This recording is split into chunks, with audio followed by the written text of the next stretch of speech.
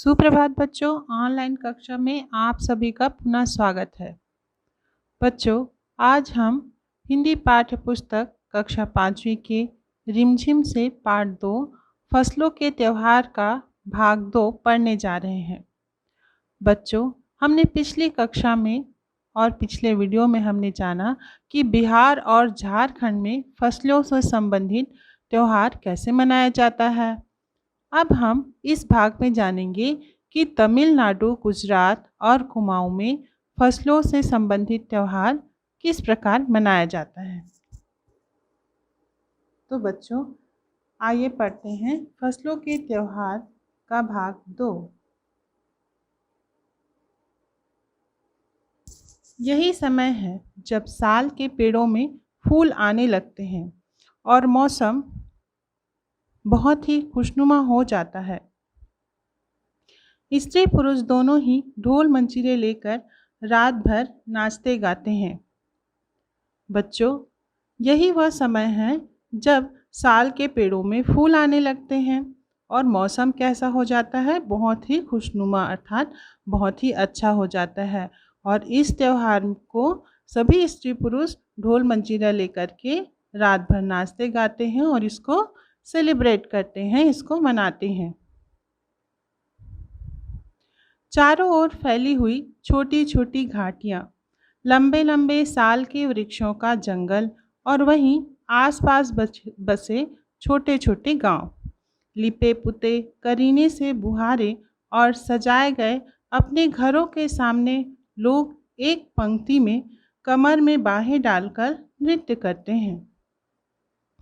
बच्चों, वहाँ का वातावरण कैसा है ये बताया गया है। यहाँ पर चारों ओर छोटी छोटी घाटियाँ हैं और बहुत ही लंबे लंबे साल के वृक्ष हैं।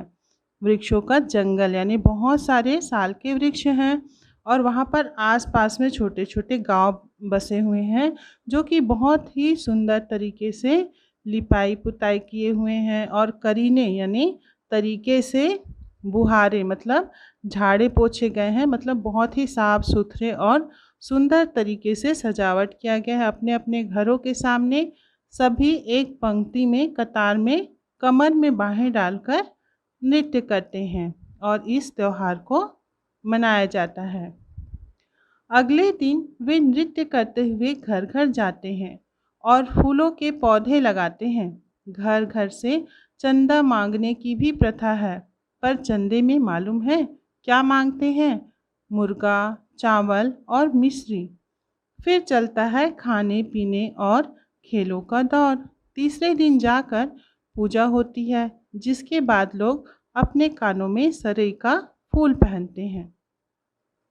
बच्चों, फिर ये सभी मिल करके नृत्य करते हैं और घर घर जा कर के फूलों का पौधा लगाते हैं और हर घर से चंदा मांगने की भी प्रथा है। प्रथा यानी रिवाज है कि हर घर जा कर के चंदा मांगते हैं। लेकिन चंदे में क्या मांगते हैं पता है? मुर्गा, चावल और मिश्री। और यहाँ पर फिर खाने पीने, उसके बाद फिर खेलों का दौर होता है, मतलब खेल कराया जाता है और फिर तीसरे दिन जा कर के पूजा होती है, जिसके बाद सब लोग क्या करते हैं, एक सरई का फूल होता है उसे अपने कानों में पहनते हैं। इसी दिन से बसंत ऋतु की शुरुआत मानी जाती है। धान की भी पूजा होती है। पूजा किया आशीर्वादी धान अगली फसल में बोया जाता है। तमिलनाडु में मकर संक्रांति या फसलों से जुड़ा त्यौहार पोंगल के रूप में मनाया जाता है। इस दिन खरीफ की फसलें चावल, अरहर आदि कटकर घरों में पहुंचती हैं। लोग नए धान कूटकर चावल निकालते हैं। बच्चों, माना जाता है कि इसी समय से वसंत ऋतु की शुरुआत होती है, आगमन होता है वसंत ऋतु का और धान की पूजा की जाती। जो फसल से धान आते हैं उसको पूजा किया जाता है, उसका पूजा किया जाता है और जो आशीर्वाद वाला धान रहता है उसको जो जब अगली फसल बोई जाती है उसमें बोया जाता है। अब तमिलनाडु में किस तरह से मनाते हैं? तो तमिलनाडु में मकर संक्रांति या फसलों से जुड़े त्यौहार को हम पोंगल के रूप में जानते हैं। इसे पोंगल के रूप में यहाँ मनाया जाता है। और इस दिन क्या होता है, खरीफ की फसलें जो चावल है, अरहर है, उसे काट करके घरों में पहुंचाते हैं। और लोग क्या करते हैं इस दिन कि जो नया धान रहता है उसका कूट करके चावल निकालते हैं। हर घर में मिट्टी का नया मटका लाया जाता है, जिसमें नए चावल, दूध और गुड़ डालकर उसे पकाने के लिए धूप में रख देते हैं। हल्दी शुभ मानी जाती है, इसलिए साबुत हल्दी को मटके के मुंह के चारों ओर बांध देते हैं। यह मटका दिन में 10:30-12 बजे तक धूप में रखा जाता है।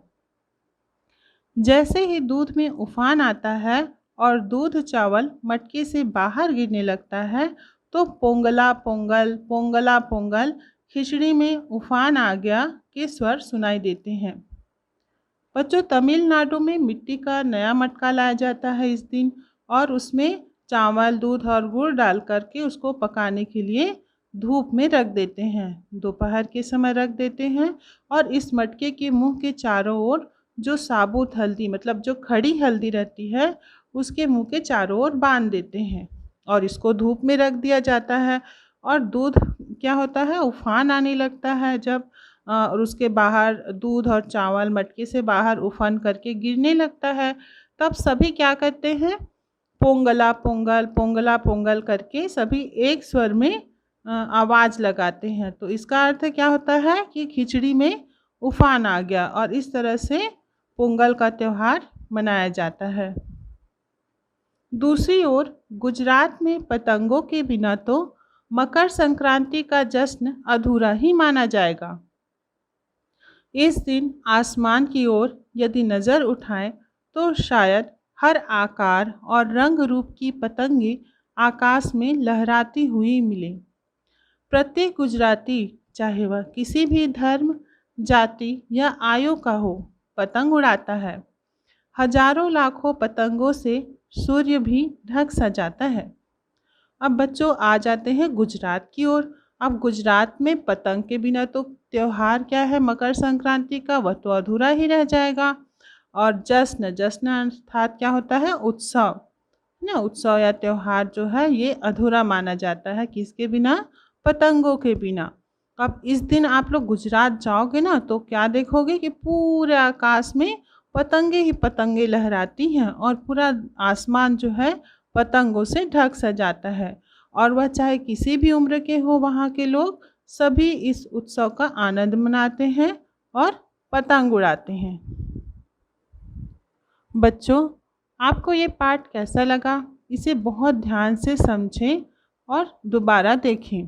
पाठ से संबंधित कठिन शब्द, शब्दार्थ और प्रश्नोत्तर आपको भेजे जाएंगे, जिसे आप अपनी अभ्यास पुस्तिका में साफ सुथरे अक्षरों में लिखेंगे। धन्यवाद बच्चों।